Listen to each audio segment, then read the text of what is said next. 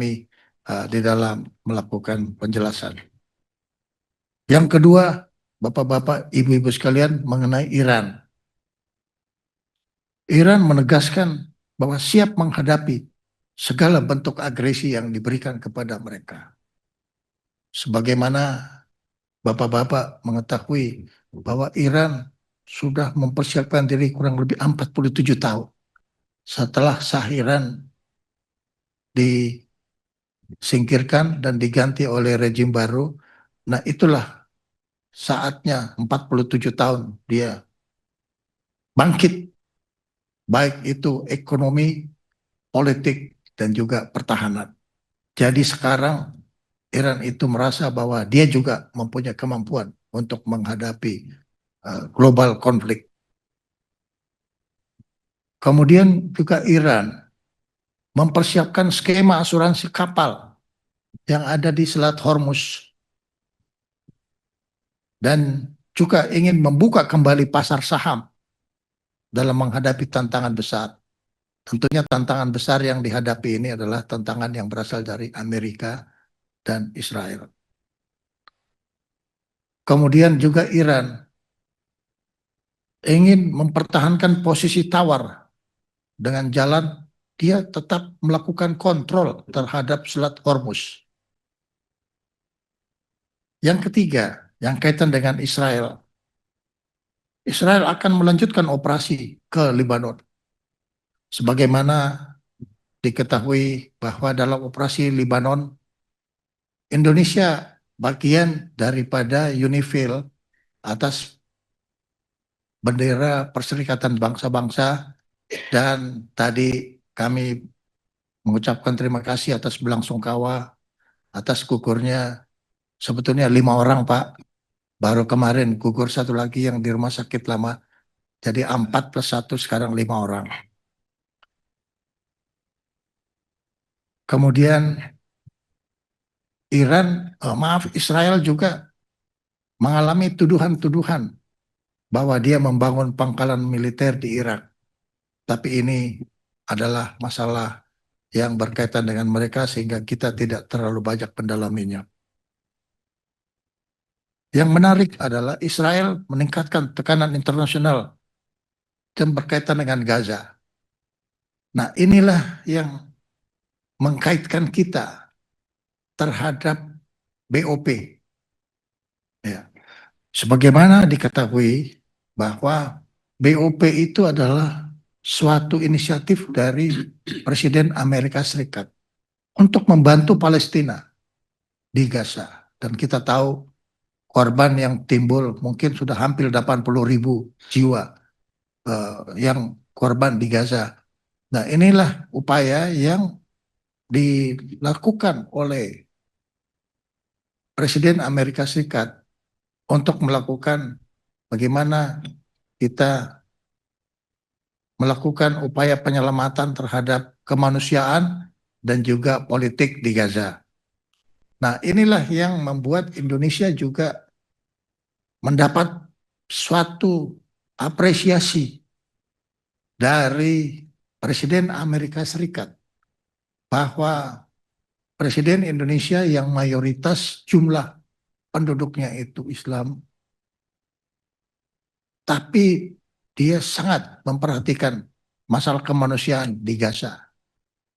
Sehingga dia dimasukkan ke dalam BOP dan bersama-sama dengan beberapa negara Arab, Indonesia berkonsultasi dengan prasyarat bahwa Hamas tetap kita jaga eksistensinya, kemudian juga jangan sampai terjadi kegiatan-kegiatan yang bersifat kekuatan fisik yang bisa menimbulkan korban terhadap rakyat di Gaza. Ini yang menjadi catatan kita, dan ini disetujui oleh beberapa negara Arab, termasuk Saudi Arabia. Setelah itu, Presiden Amerika Serikat membentuk yang namanya ISF, International Stabilization Force, dan Indonesia masuk di dalamnya. Namun, dinamika yang sekarang timbul karena masih terjadinya intensitas konflik antara Amerika dan Iran yang sangat tinggi, sehingga BOP cenderung left behind. Nah, karena BOP left behind, ASF juga left behind. Walaupun kita di Indonesia, Panglima TNI sudah menyiapkan brigade-brigade komposit untuk geostrategi dan geopolitik dari inisiatif Presiden Amerika Serikat belum mendapatkan suatu arahan implementasi, maka sampai dengan saat ini ASF kita masih standby. Kita belum melakukan sama, tapi di dalam negeri Panglima sudah melakukan kegiatan-kegiatan. Dan tentunya tidak ada idle capacity bagi TNI. Di TNI sendiri, walaupun dia disiapkan untuk kepentingan tugas-tugas perdamaian, tapi di dalam negeri dia dipersiapkan untuk tetap memperkuat center of gravity terhadap perkembangan sistem pertahanan negara di Indonesia. Jadi satuannya yang di dalam negeri. Kemudian kami meningkat ke Arab Saudi. Arab Saudi dengan berbagai macam keuntungan geoekonomi dan geopolitik berusaha untuk mencari dukungan-dukungan yang bisa untuk kemampuan ekonomi, berhasil membantu secara single upaya masing-masing negara termasuk Amerika, Inggris, dan lain sebagainya.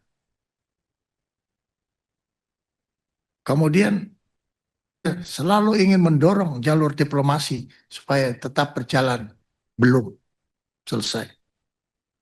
Kesulitan karena dia banyak mengalami operasi kontra dan ofensif drone, di mana diketahui bahwa ofensif drone sekarang ini sangat tinggi di timur. Uni Emirat fasilitas strategisnya dalam keadaan terancam. Kemudian kita menilai Pakistan, kapasitasnya tinggi, tapi hasilnya belum memenuhi kebutuhan yang diinginkan sesuai dengan harapan daripada perdamaian secara global. Kemudian kami meningkat ke Lebanon. Serangan Israel terhadap Lebanon meningkasi melalui Kemlu agar supaya UNIFIL yang menggunakan Indonesia itu juga, kita ini adalah tugas peacekeeping, bukan peacemaking. Sehingga kemampuan yang kita siapkan adalah kemampuan hanya untuk membela diri. Kemudian kami meningkat ke Lebanon lagi, bahwa terjadi pengungsian-pengungsian karena Lebanon. Sedangkan untuk Eropa, Kroasia sudah menolak terbesar Israel. Jadi sudah mulai ada British. PBB didorong untuk menserukan bahwa Israel supaya cegah genosida yang ada di Gaza. Ini menunjukkan bahwa PBB ditantang untuk terus mempunyai kemampuan di dalam mengatasi konflik global yang sedang terjadi.